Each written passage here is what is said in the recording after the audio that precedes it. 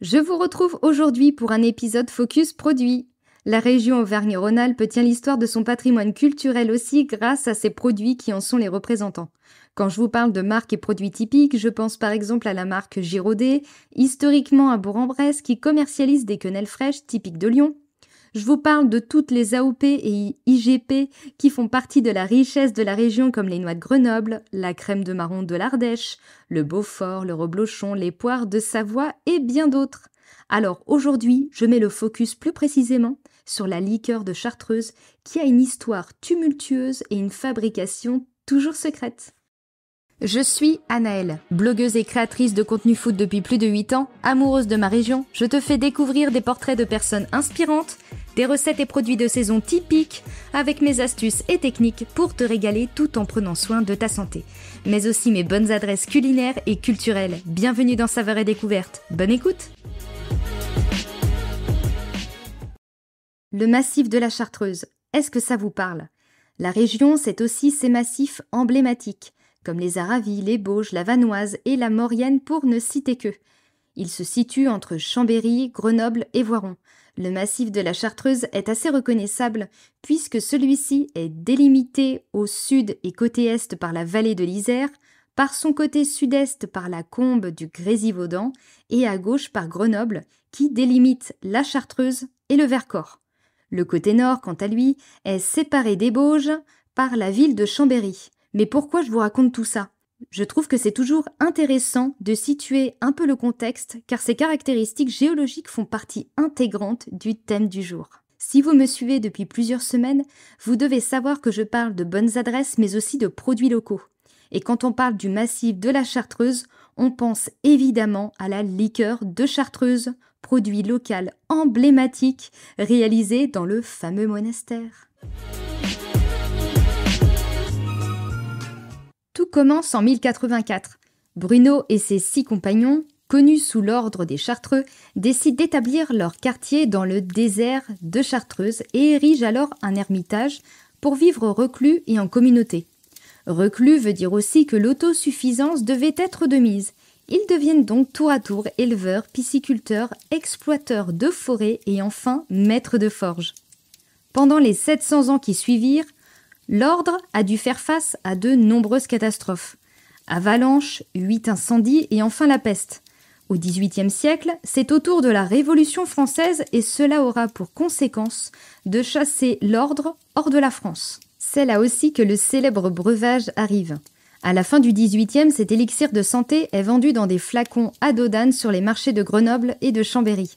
Les Chartreux subiront encore plusieurs gros conflits politiques qui ont marqué l'histoire, mais aussi la perte de leurs manuscrits qui contenaient la fabrication de l'élixir. En 1816, le breuvage est réalisé de nouveau grâce à un petit alambic qui restait et les Chartreux réalisaient également à ce moment, alors c'est bizarre, du dentifrice, le spécifique contre les maux de dents et des sirops. En 1825, l'élixir de table ou de santé arrive après 8 années de travail et de tests.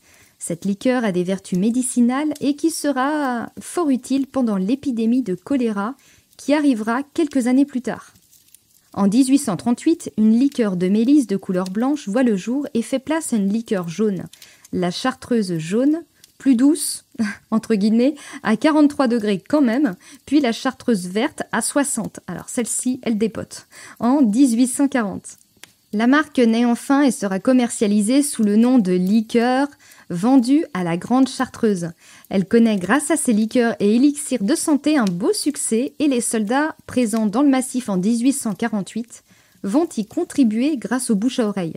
Et comme pour aujourd'hui, ce succès attire des convoitises et contrefaçons. Et c'est là que les étiquettes seront collées pour signifier sa fabrication et son authenticité. Après une deuxième expulsion et l'obligation pour les moines de faire leurs produits en dehors de la France début 1900, ils réussissent 20 ans plus tard à installer une distillerie à Marseille et leur renommée est grandissante. La liqueur sera d'ailleurs citée dans le roman Gatsby le Magnifique en 1925.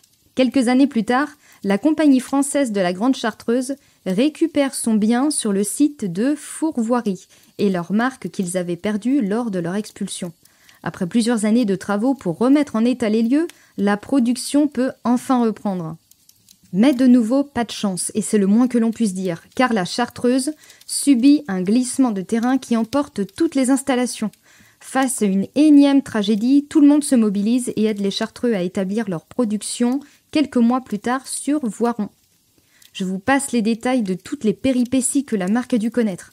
En effet, lorsqu'ils ont été chassés hors de la France pour la 2e fois, ils ont installé leur distillerie en Espagne et celle-ci a dû faire face malheureusement au bombardement de la Seconde Guerre mondiale. Ils ne retrouveront le chemin du monastère qu'en 1940 et feront évoluer l'image de la marque Chartreuse en 1950 qui profitera des 30 Glorieuses pour se développer. Je vous partage sur le blog les différentes photos des étiquettes au cours des années. Cette marque, la Chartreuse, maintenant, est le symbole parfait de la résilience. Des conflits et catastrophes, ils en auront connu. Entre catastrophes naturelles, incendies, maladies, conflits politiques, révolutions, guerres, crise économique et effets de mode. Mais malgré tout, 900 ans plus tard, la marque est toujours bien présente et elle aura su s'adapter au fur et à mesure de son histoire. Sa fabrication est un secret gardé précieusement par seulement 3 personnes au monastère de la Grande Chartreuse. Tout ce que l'on sait, c'est que la fabrication secrète contient quelques 130 plantes, fleurs, écorces, racines et épices. Elle a, de ce que l'on sait, une fabrication qui va durer plusieurs semaines entre les moutures élaborées dans la salle des plantes au monastère, sa distillation pour obtenir son arôme, et enfin différentes macérations pour extraire les principes actifs des plantes et obtenir sa couleur naturelle. Elle va enfin vieillir et se bonifier un peu comme du bon vin dans un foudre de chêne, alors c'est un gros tonneau plus gros qu'un fût, pour développer ses arômes et qui continuera même après sa mise en bouteille. De nos jours, vous pourrez retrouver la Chartreuse jaune et verte ainsi que l'élixir végétal de la Grande Chartreuse qui sont les liqueurs historiques un peu partout du moment que l'on trouvera des vins et spiritueux. Mais aussi maintenant des produits dérivés comme les tisanes et les bonbons. Comment déguster la Chartreuse ? Il est coutume de déguster la Chartreuse jaune comme un digestif. On la consomme fraîche, à 12-13 degrés, ou alors avec des glaçons. Pour l'élixir de Chartreuse, on l'ajoutera avec parcimonie dans les tisanes, grogs et cocktails, mais aussi pur sur une cuillère à café, en versant quelques gouttes sur un sucre ou alors dans une tasse d'eau en cas de maux de tête, malaise ou de période de règles. Et enfin la Chartreuse verte, un digestif, servi frais aussi, dans des cocktails ou en cuisine. Voilà un passage qui me parle. Comment cuisiner la Chartreuse ? Personnellement, c'est typiquement le genre d'ingrédient que je peux cuisiner dans des recettes sucrées comme si c'était un arôme.